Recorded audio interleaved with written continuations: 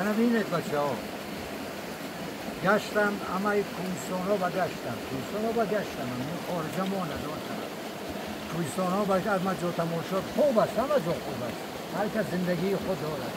هر کس چی خود دارد فرنگ خود دارد هر چی ترتیب لیکن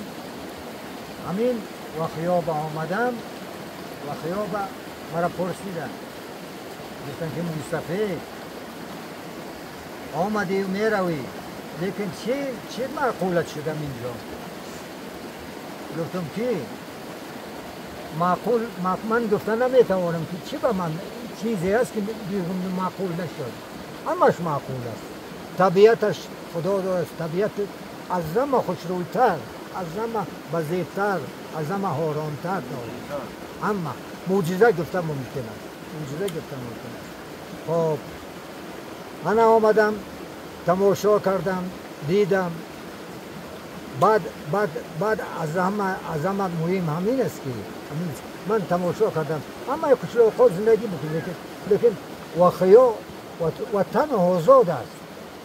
آزاد است انسان اینجا مردمان انسان اینجا مهمانواز با حرمتن آزادن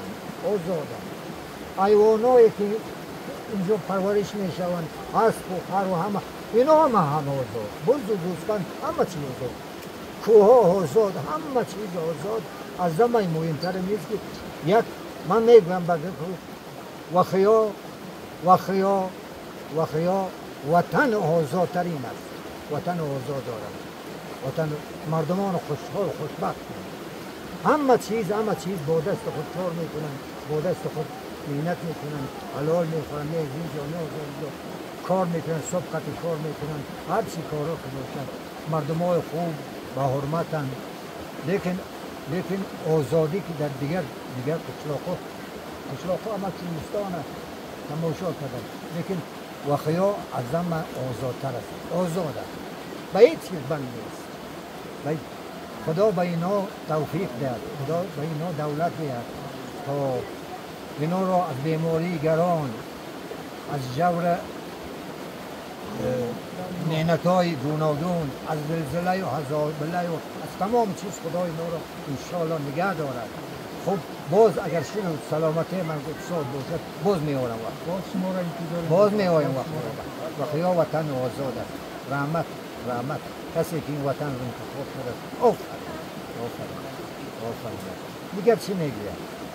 دیگر گفتنی ندارم این ستایش این اگر میکنم یک سال وقت دارم در کار است لیکن مختصر گفتم همه چیز قطعی بچه ها آمدن قطعی من و بچه ها آمدن ما را این تا یک توفیق به اینجا آمدن هم یک رحمت بود یک رحمت توفیق خدا بود آمدیم گشت سلام